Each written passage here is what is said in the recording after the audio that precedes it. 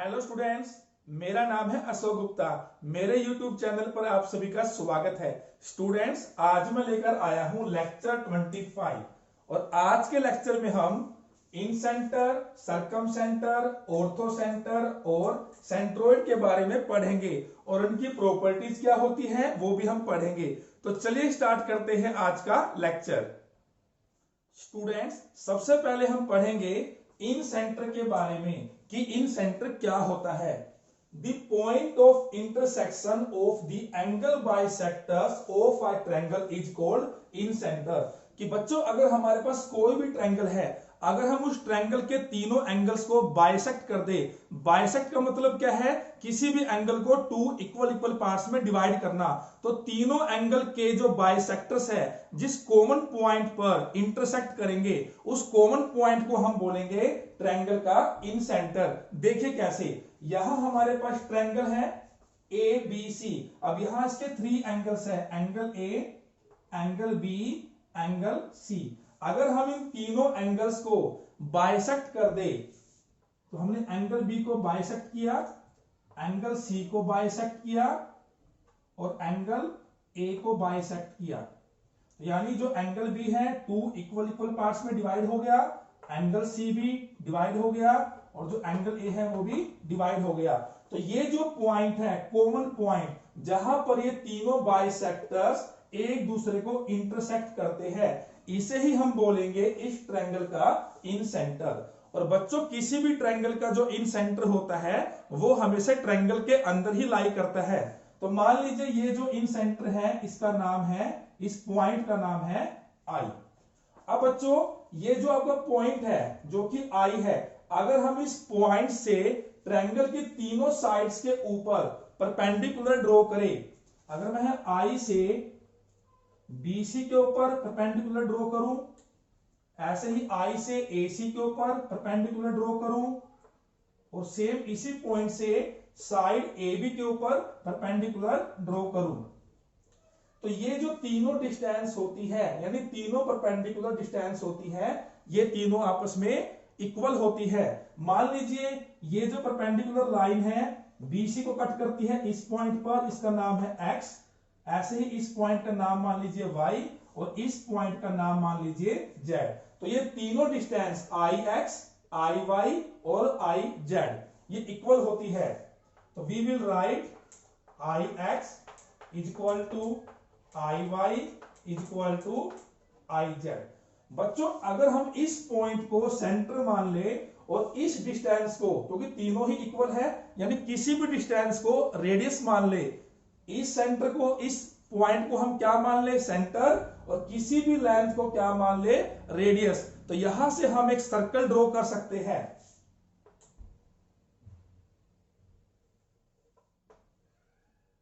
और इस सर्कल को हम क्या बोलेंगे, इन सर्कल। और बच्चों, इन सर्कल हमेशा ट्रायंगल की तीनों साइड्स को टच करता है।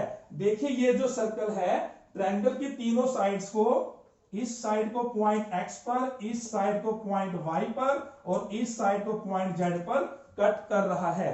तो इस सर्कल को हम क्या बोलेंगे, इन सर्कल। और बच्चों, इस सर्कल की जो रेडियस होती है उसे हम बोलते हैं इन रेडियस। तो देखिए इस पॉइंट से लेकर यहां तक की जो डिस्टेंस है ये क्या है, आपकी रेडियस। सेम ये भी क्या है, रेडियस, और ये भी क्या है, रेडियस। और बच्चों, जो हमारे पास इन सर्कल की जो रेडियस होती है, जिसे हम क्या बोलते हैं, इन रेडियस, उसको निकालने के लिए हमारे पास क्या फॉर्मूला होता है, area divided by semi perimeter.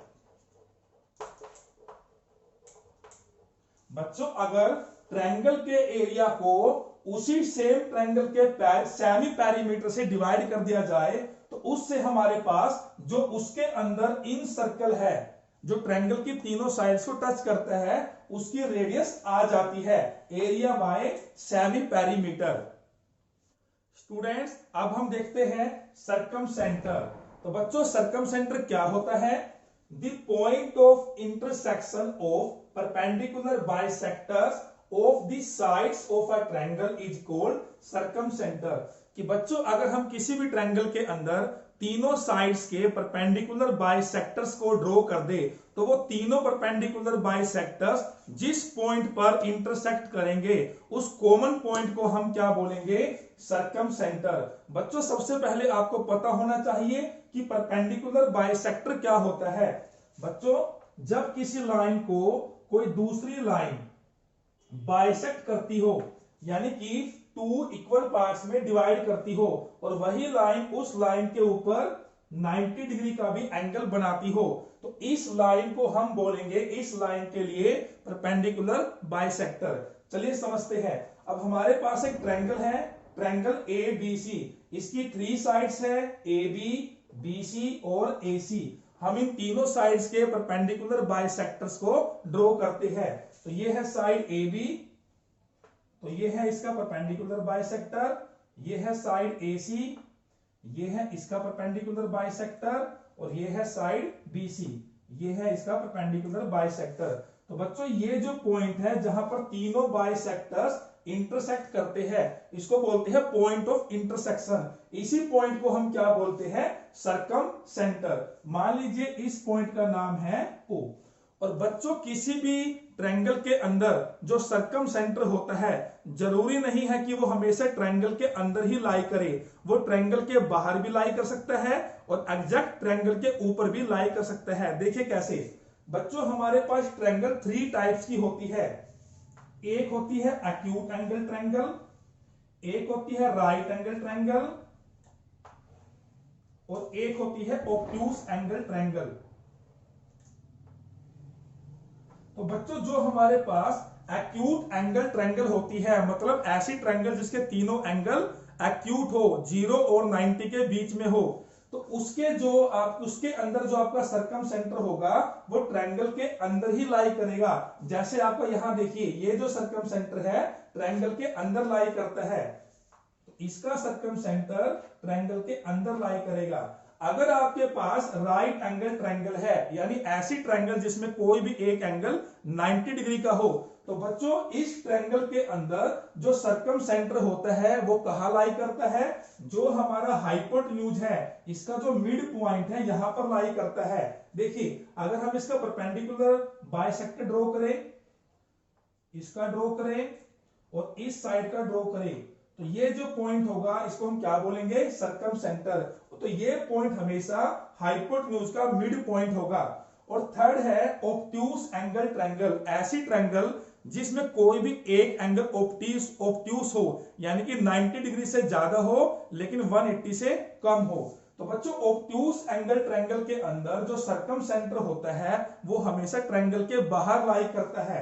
देखिए अगर मैं यहां से परपेंडिकुलर बाइसेक्टर ड्रॉ करूं, यहां से ड्रॉ करूं और यहां से ड्रॉ करूं, तो ये जो पॉइंट है ये क्या है आपका, सर्कमसेंटर।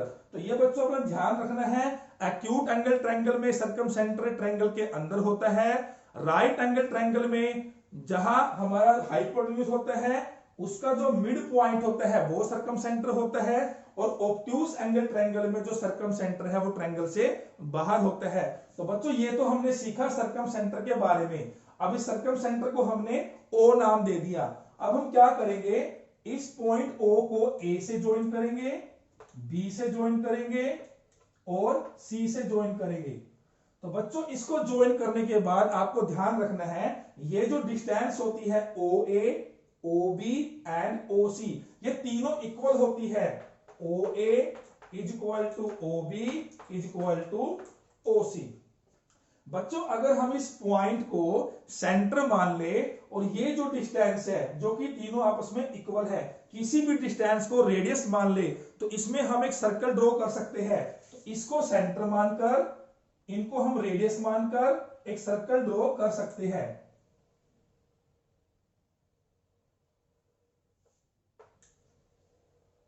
और बच्चों जो ये सर्कल है ट्रायंगल के तीनों वर्टिसेस को टच करेगा। देखिए यहां वर्टेक्स A को टच कर रहा है, यहां वर्टेक्स B को और यहां वर्टेक्स C को। तो बच्चों जो ये सर्कल है इसको हम बोलते हैं सर्कम सर्कल। और जो इस सर्कल की रेडियस होती है जो यहां से लेकर यहां तक है, या फिर यहां से यहां तक, यहां से यहां तक, इसे हम मान लेते हैं r। इसको हम बोलते हैं सरकम रेडियस। बच्चों जो ये सर्कल है इसे हम बोलेंगे सरकम सर्कल, और इस सर्कल की जो रेडियस है उसे हम बोलेंगे सरकम रेडियस। और बच्चों अगर हमें सरकम रेडियस फाइंड आउट करनी है तो इसका हमारे पास फॉर्मूला होता है a b c divided by 4 multiply area of triangle.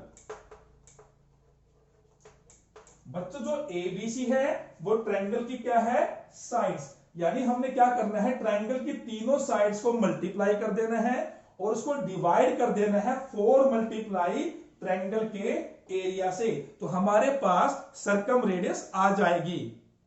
Students अब हम देखते हैं ऑर्थोसेंटर कि ऑर्थोसेंटर क्या होता है। The point of intersection of the altitudes of triangle is called orthocentre. बच्चों सबसे पहले आपको पता होना चाहिए कि एल्टीट्यूड क्या होता है। बच्चों हमारे पास ट्रायंगल है जिसका नाम है एबीसी। अगर हम ट्रायंगल के किसी भी वर्टेक्स से उसके सामने वाली साइड पर परपेंडिकुलर ड्रॉ करें तो उसको बोलते हैं एल्टीट्यूड। देखिए ये हमारे पास क्या है, वर्टेक्स ए। अगर हम इस वर्टेक्स से इसके सामने वाली साइड पर परपेंडिकुलर ड्रॉ करें इसको हम बोलेंगे एल्टीट्यूड। सेम आपका वर्टेक्स बी है, सामने साइड है एसी, यहां से परपेंडिकुलर ड्रॉ करें तो ये भी क्या होगा, एल्टीट्यूड। और सेम यहां से परपेंडिकुलर ड्रॉ करें तो ये भी आपका होगा एल्टीट्यूड। तो बच्चों एक ट्रायंगल के अंदर 3 एल्टीट्यूड्स होते हैं, तो ये तीनों के तीनों एल्टीट्यूड्स जिस कॉमन पॉइंट से पास होकर जाते हैं, यानी कि जिस कॉमन पॉइंट पर इंटरसेक्ट करते हैं, इस पॉइंट को हम बोलते हैं ऑर्थोसेंटर। और बच्चों किसी भी ट्रायंगल का जो ऑर्थोसेंटर है वो जरूरी नहीं कि ट्रायंगल के अंदर ही लाई करे, वो ट्रायंगल के अंदर भी हो सकता है, एग्जैक्ट ट्रायंगल के ऊपर भी हो सकता है और ट्रायंगल के बाहर भी हो सकता है। देखिए तो बच्चों हमारे पास ट्रायंगल 3 टाइप्स की होती है, मैंने अभी आपको बताया था। एक होती है एक्यूट एंगल ट्रायंगल, एक होती है राइट एंगल ट्रायंगल, और बच्चों एक होती है ऑब्ट्यूज एंगल ट्रायंगल।